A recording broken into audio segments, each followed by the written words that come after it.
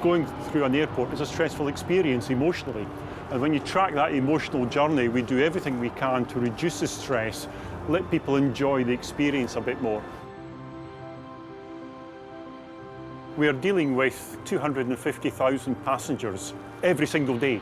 The 400 companies, the 90 airlines, the 1,500 flights. 75,000 people that support Heathrow all need orchestrating, organising, planning in a predictive manner, and that takes huge amounts of data. Every single day we're handling disruption as part of our normal business. And the challenge we have is giving the right data to the staff, predicting this disruption. So there's no point knowing about this in real time. We have to know about it several hours ahead of time.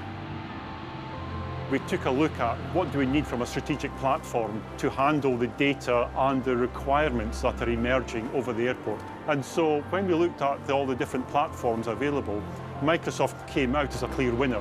We focused on Power BI to provide the data to the frontline colleagues who are making the decisions out there on a day-to-day basis.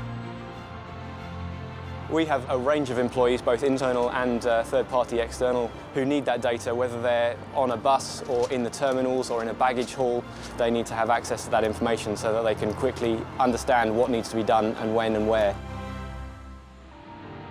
The real opportunity, and part of the reason we chose Power BI, is the seamless integration and the seamless experience.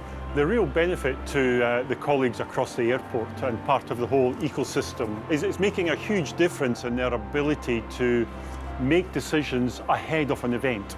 So they're not having to react to something that is happening now. And so it takes a lot of stress away from their job. You plan a problem to disappear before the passenger knows there is a problem. So their experience is seamless.